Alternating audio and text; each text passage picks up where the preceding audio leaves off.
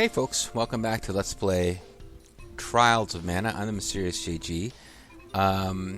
Unusually for me in this game, I am not recording this on a chemo day. In fact, I've got chemo coming up in a couple of days, but finally, for the first time in a long time, because my last chemo weapon, weekend, chemo weapon, the most dangerous of the Final Fantasy VII bosses. But last chemo weekend, I actually did not play this game. This had been my chemo weekend crutch, and I got through a whole weekend without playing it. Discovered, as many of you have pointed out in the comments, that we just got over-leveled. My efforts to try to learn all the skills just meant that we were over-leveled. And as a result, a lot of the end-of-game stuff just wasn't as challenging as it probably should have been. I'm not really one to change the difficulty level in the middle of a playthrough.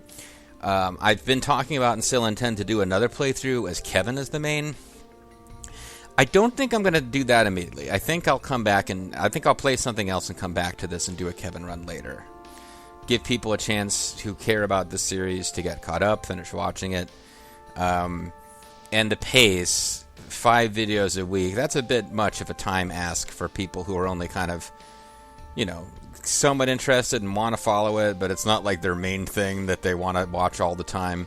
So I'll take a break after we finish this post-game activity. All these outfits are silly. I guess Charlotte's isn't too bad, but the sluttiness of Angela's outfit here is just ridiculous. And then Duran is like Berserker Barbarian Freak. I can't quite decide which one is sillier. Oh, it's so close. Like for a woman in real life to wear what Angela is wearing would involve tape. But then Duran is not only wearing like fuzzy barbarian clothes and metal gauntlets, he's now got like tattoos and shit. They're both ridiculous. And Charlotte's outfit with its like maroon, red, and black, it's pretty ominous. It just, like, if you look at it, it just doesn't compare. But anyway, yeah, so I guess I'm doing intro here because I've been away from the game for a long time. I'd been playing this game pretty regularly every 2 weeks, and I got away from it for a bit because I was so far ahead. But yeah, I recognize that we're over-leveled. If we do another playthrough, leveling up isn't really a problem. But I'll set the difficulty higher from jump. And other than that, I guess I should say I anticipated needing to do off-screen to learn all the skills. And I've actually played ahead a bit without recording and set up a save slot. But what I found out is I didn't really need to do any grinding. All I did was play through without recording actual content that I'll need now to play through and show you guys. So I feel a bit silly for all of that. But regardless, we'll load because as I'm going through the big optional dungeon of the game, in the next couple of videos we'll play through it. I just won't be really meticulous about making sure we find every optional treasure. We'll just kind of go through it and make sure we see the little minute, not quite plot, but at least little dialogues that happen. We'll see all of those, and then we'll get to the end of the final plot dungeon and take on the final boss. But for now, what we're going to do in this video is finally, I just had to read up on it. Where is the last little cactus? And the answer is it's someplace that we had already been to earlier in the game than you're allowed to find little cactus. It's hanging out here in the Cascade Caverns, which is... you wish. It's really the first dungeon in the game, in a sense. Because you don't really... It's the first indoor dungeon. It's the first place where you get to hear Angela saying, "This cave is too dark and gross," or whatever. "It's too dark and gross in here." But it's very early game. But there you see a little cactus. It's right there. When we were exploring here earlier in the story, you couldn't find little cactus. And now we can. Oh, we got a triple experience bonus. We got 60 experience. It's no time before Charlotte will level up. She's only at 14,460 experience. You found little cactus. I don't know that you could say, like they said it, somebody was saying in the comments, oh, they're hinting at the Legend of Mana remake with Little Cactus. No, Little Cactus is just something that became, I guess, part of the Mana series after the original Seiken Densetsu 3. So in the remake, they just threw it in there. And Little Cactus is in Legend of Mana. have a love-hate relationship with Legend of Mana. Just beautiful music, beautiful everything. Lots of aspects of the gameplay I found annoying. And Little Cactus is not one of my favorite things about that game. I'd almost forgotten Little Cactus was from Legend of Mana before somebody reminded me, but we're done with it here. Here's our prizes from Little Cactus. The Little Cactus Ring and Little Cactus Chain ability. Add 200% to all allies CS when battle starts. That's kind of handy when you're running through a regular old dungeon. When you're getting ready for like a big super boss, it doesn't matter one lick. But when you're fighting your way through the last optional dungeon, it is actually quite nice. Journey over. Going home now. Biggest prize for you here.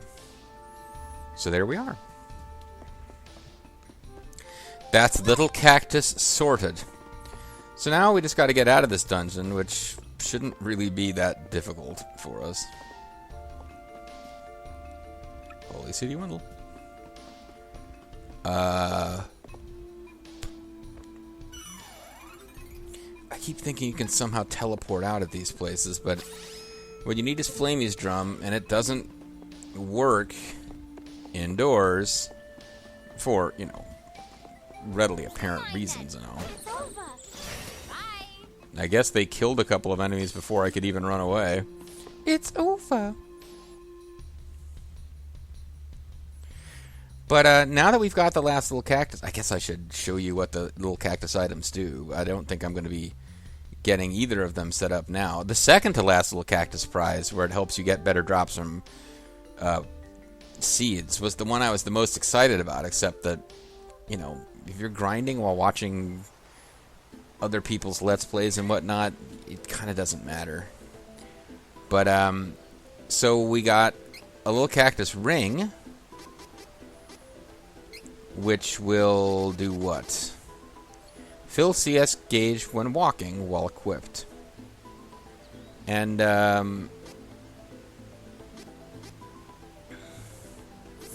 it looks like I think that's literally all it does.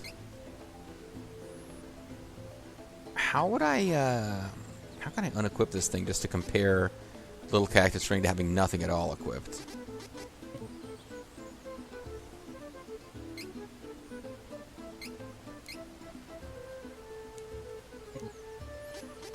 I really can't, actually.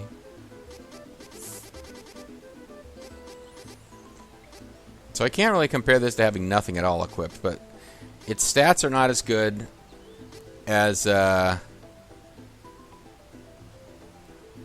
Shadow Ring, which doesn't have any special powers beyond just giving you stats. So she's got Black Onyx, which also doesn't really do anything special, but if she switched to Cactus Ring, it would take her stats down, it would refill her CS gauge. So it's, again, it's like kind of useful while wandering around dungeons, maybe, but it's not something that we care about when we're getting ready to fight a big super boss or whatever. Which is kind of where our mind need to be, because there's 2 super bosses left in the game, one of whom is at the end of this, is connected to this post-game story, Ihadorka-looking lady. The other one's just a super boss that you can go find. And in the age of facts and online guides, everybody can expect to find the super boss easily enough. But it is... Where we're going next is to actually deal with the optional super boss of the original Seiken Densetsu 3, which is brought back in this remake. In the original version, it really is like a hidden super boss. Like, you know, if you had the Japanese version of Nintendo Power, Super Famicom Power, or whatever it would have been called, you probably could have found this thing. Otherwise, maybe not, and it's particularly noteworthy because it's in the Crystal Desert in the original game, which means you have to be playing as... Can I skip the Crystal Desert and go straight to the Dragon's Maw? I don't remember. I should try that, because I think it's actually in Dragon's Maw, the last dungeon where you fight Darkshine Knight, who, as someone pointed out, is obviously Darth Vader, and I thought I referenced that jokingly once or twice in passing, but I didn't really hit on it hard. Oh, no, you do have to come here, because see, there's this Black Rabite statue. So the super boss of the original Seiken Densetsu 3 is the Black Rabite, and that's just it's kind of cute. It's like, oh, it's a palette swap of the weakest, cutest enemy in the game that you actually feel guilty about grinding against because they're so adorable and kind of harmless. And like the super boss, which is more difficult to defeat than the final boss of the story in Seiken Densetsu 3, regardless of which of the 3 final bosses you face, is a black Rabite. What's weird about Seiken Densetsu 3 is you have to play as Angela or Duran as your principal to fight it, because they didn't bother to make the black Rabite appear in everyone's final dungeons. It's just in a secret spot that I don't remember exactly how you find it, but it involves going someplace that is not obvious on screen that you can go there. You kind of have to like push behind what looks like solid rock and blah blah. Like, it's not like impossible to find or anything. It's not like some kind of developer's secret room, but it's tricky to find, and it only shows up if you play as 2 of the 6 possible characters. So in this game, they made sure to make the black Rabite. It's a bit more obvious how to find it, and it shows up in everybody's final dungeon somewhere. So if we come up to this thing and examine it, it's emitting a strange aura. Investigate? Yes.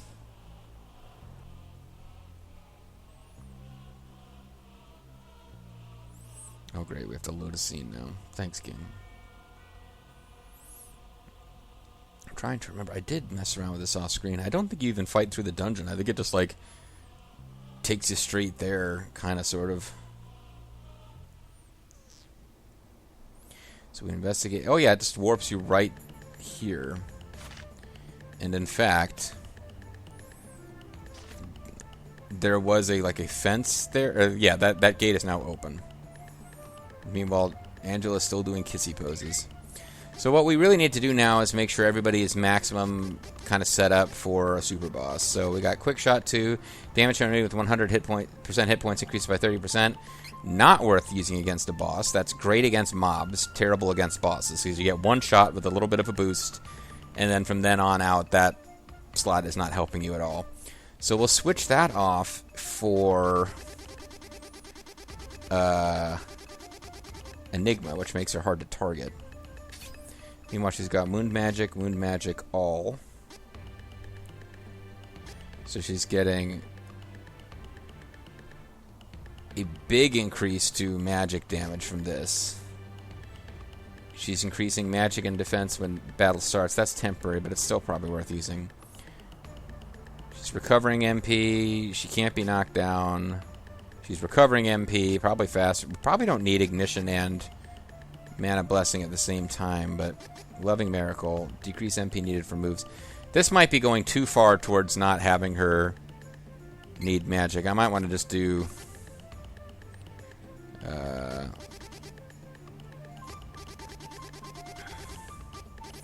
Limit Break, 5%. But that's not too much, though, is it? There's another 5%.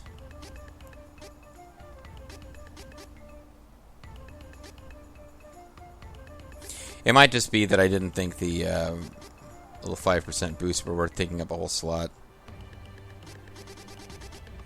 Okay, so we'll basically be sure she can use magic all day long. That's fine. Meanwhile, he's got American Pride. 5% after winning a battle. Who cares? It's a boss battle. Let's go with Provoke. That makes him... So what'll happen is Black Rabbi will hopefully target him and leave Angela alone. We just need to make sure we keep him alive. Otherwise, he's got saber-oriented stuff, which isn't going to help here, because I'm pretty sure Black Rabbi either absorbs all elements or is resistant to all elements, or absorbs some and is resistant to others. So all this weak point-oriented stuff isn't really going to help. Damage to enemy with moderate elemental resistance is increased by 150%. That might actually be good.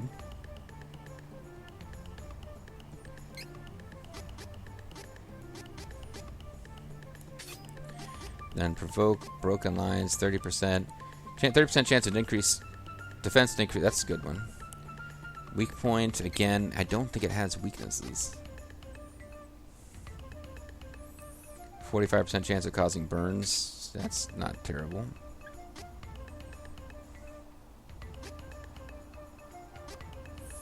So he's using various attack saber things, which makes attack sabers more effective. And honestly, the attack saber I want him casting is probably the one that restores HP to everybody.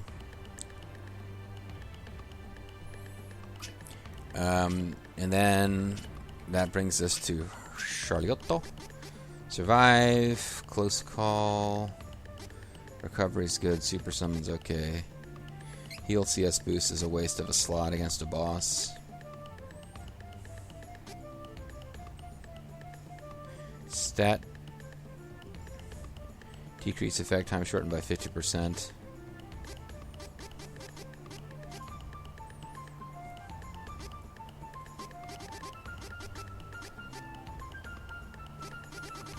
Stonework. Oh, Stone Sentinel Mage.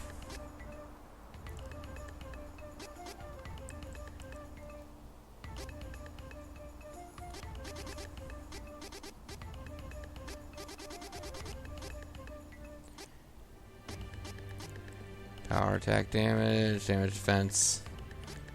None of this stuff really seems that interesting. Loving Miracle. Oh, maybe I just stick with what she's got.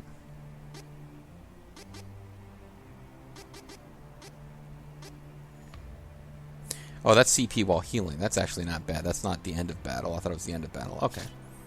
Oh, and then I took it away. After I said it was actually pretty good. I accidentally unequipped it. So... oh, but what the heck was it now? Crap.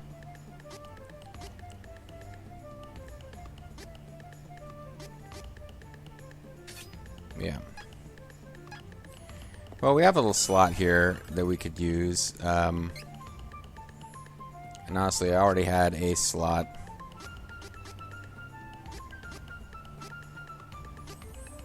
I'll save here. I did some messing around with people's classes that I kind of don't care about anymore.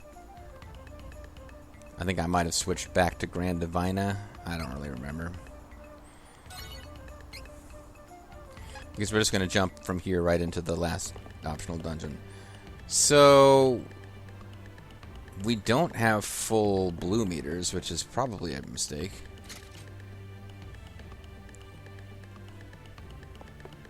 Actually, you know, something we could do real easy just to make this a little bit better would be to take Enigma off of her, just because it's easy for me to remember which one that was, and put it back. We'll do Cactus Soul, and just do like one battle just to get blue points.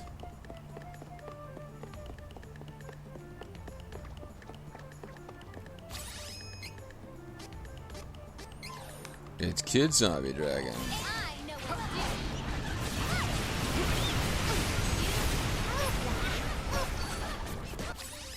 I spill smash.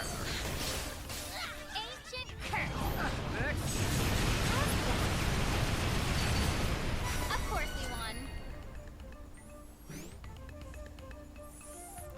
we won. Question, Seed. And the only purpose of that battle was to get us up to full blue, which we now are.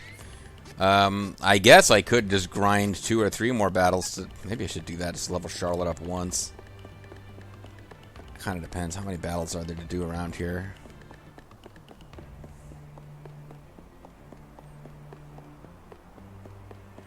Yeah, let's just level up Charlotte before we fight the possibly toughest boss, possibly second toughest boss in the game.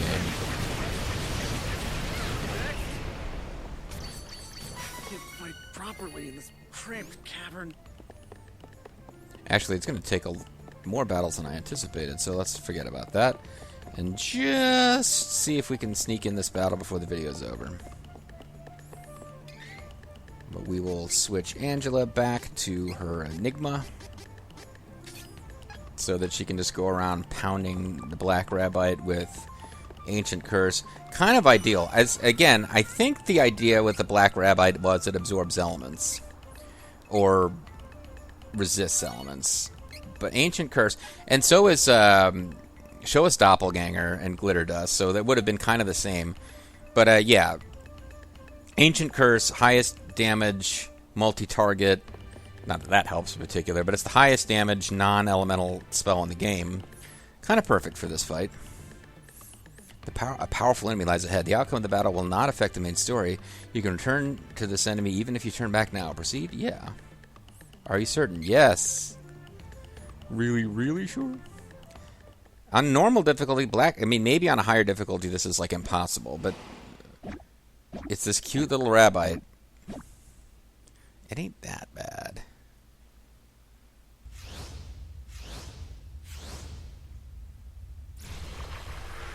Because it's full of dark power.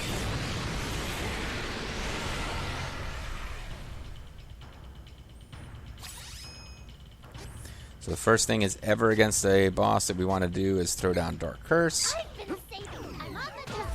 I didn't mean to... Oh, I did not mean to do... Okay. So now we want... Moon Saber. Did not realize it was going to kill him that fast. Because it's not like I even...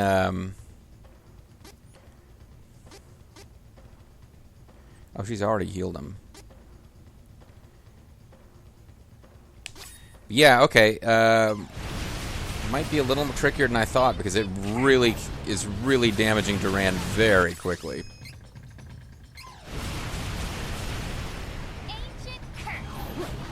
Duran is now... Why isn't... Duran's not even attacking now.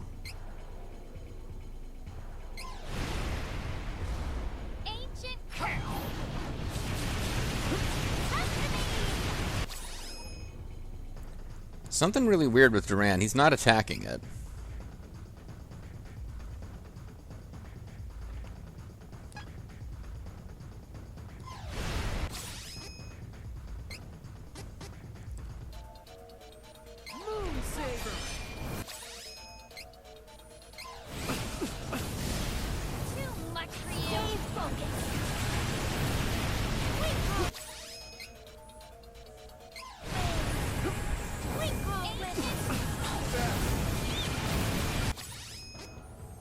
Yeah, it does a lot of damage really fast.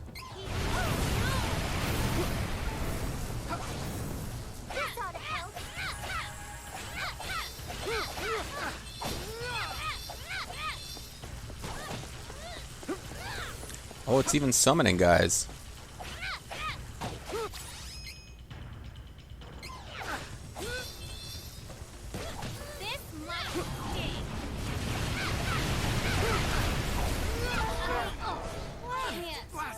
Wow, okay. So it did kill everybody there. Maybe I just got terrible tactics going. Don't keep me waiting.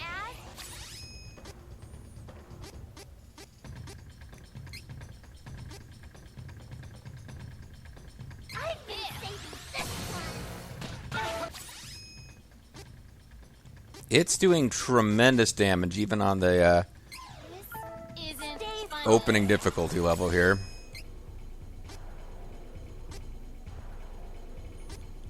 Probably want to get rid of this devil demon guy. Just so we're not dealing with extra...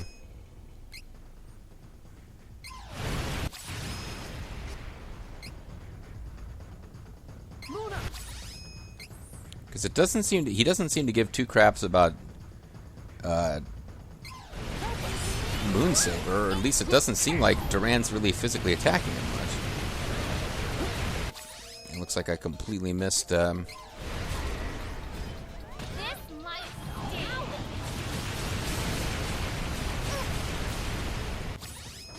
at least I got rid of his armor there.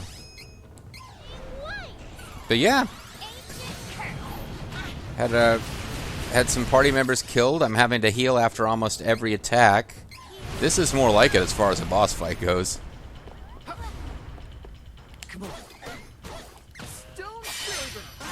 Oh, that's not what I meant to do. Fuck.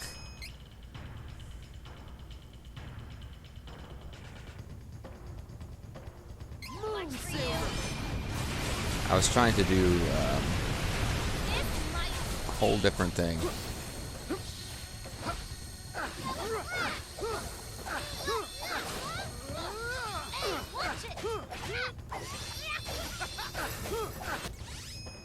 I'm forgetting what button does yeah,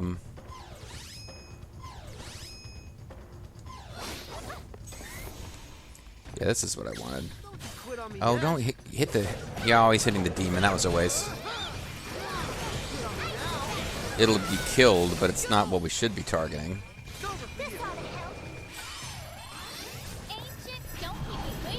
Ancient, don't keep me waiting. Okay, well, she just got burned. So I need to Twinkle Rain Angela because she can't freaking see.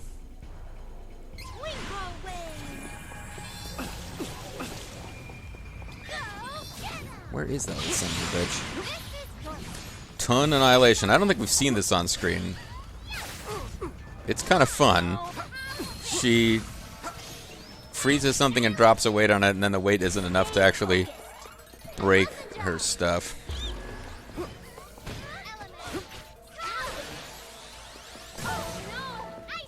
Jeez.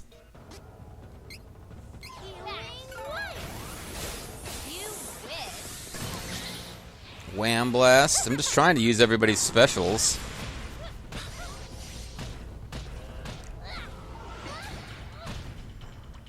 Come on. Don't ancient curse.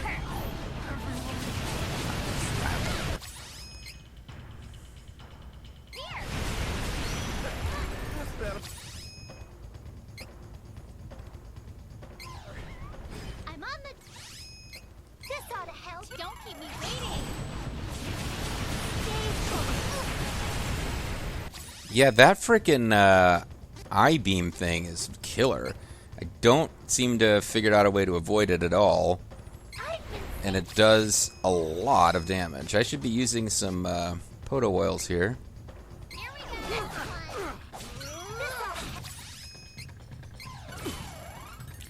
And making sure that I keep it in stat down instead of... because it's doing little stat up stuff periodically.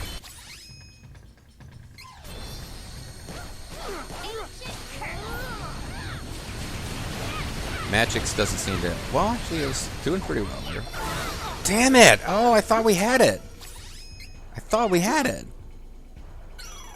Stay focused. We just barely stopped that thing from hitting, and it did like a critical damage to all kind of situation. Need to keep everybody alive, because I think when people die is when it starts upping its own stats. Might be wrong about that. Go away. This might sting.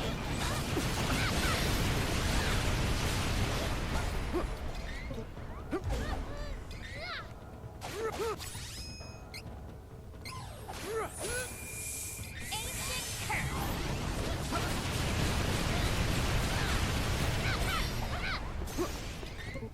Ha, you wish. Double slash, the ultimate attack. I'm on the job. This one's a doozy. Too bad. Come on. Don't hold back. Be gone. Cross cut. Okay, that was a total waste.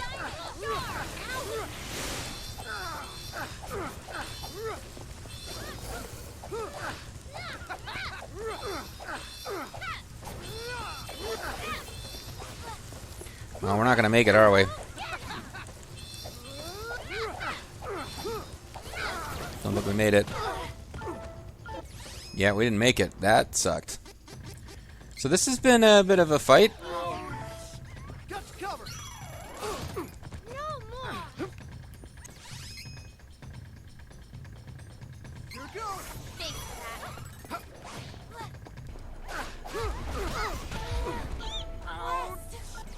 Damn.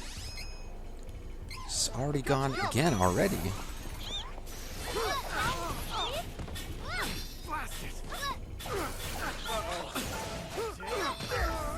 No. Don't keep me with. Don't seem to be able to keep everybody alive, and I don't seem to be able to clear out those multi-target things.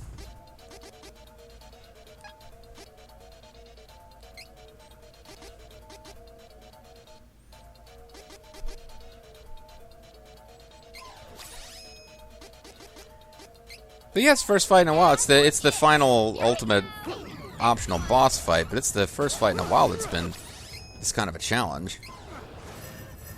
I thought I used Dark Curse on it, but it doesn't seem to have taken.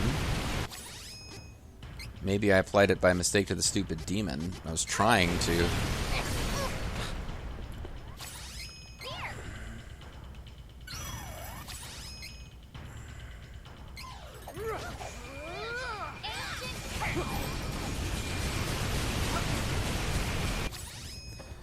Summon demon. You go right ahead.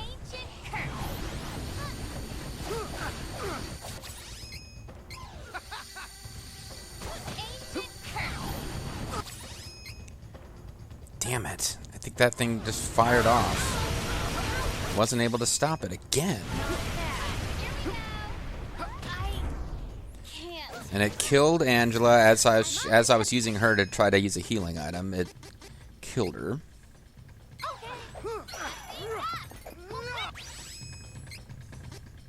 I've been saving this one.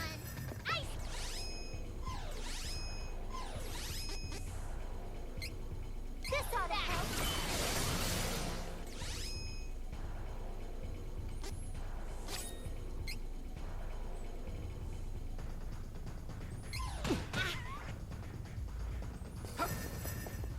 Come on. Don't keep me waiting.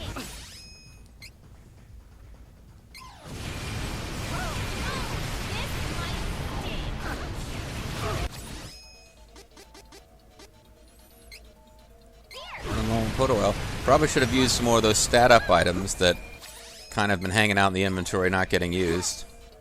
Too much for you. But this should do it here.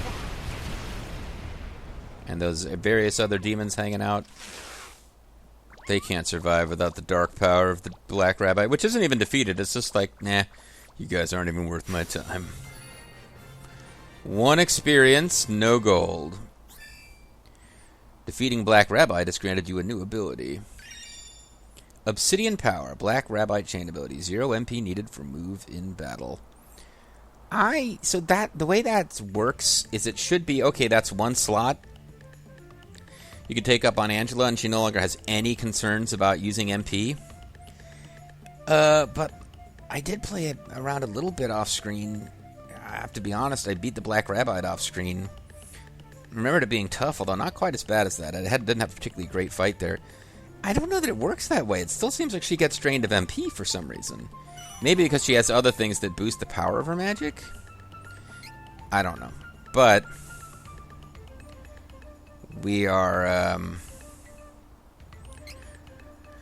we're at the end of a video, and what we're kind of called on to do now is get everyone back to their more normal stuff.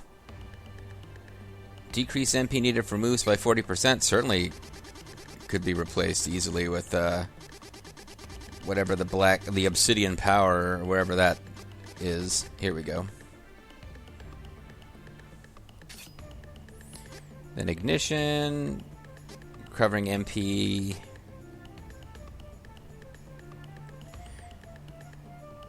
For all allies. This is just for the user, so we don't need this if it works the way it says it does.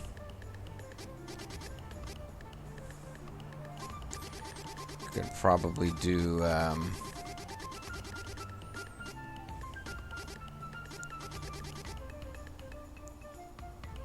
90% chance of not getting knocked back while casting.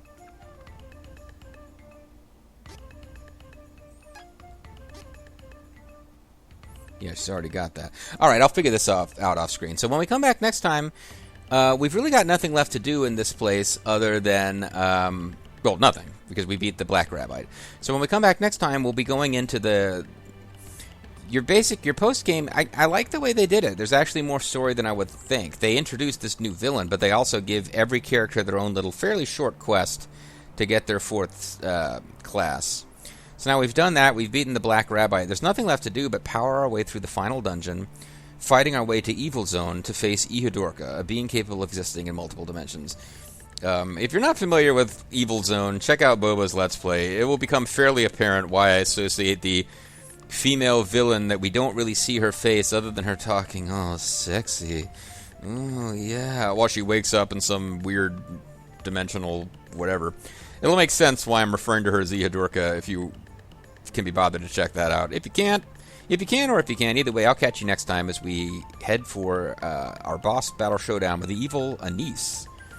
That sounds like a great name for the ultimate villain. Catch you next time. Catch you. Bye-bye.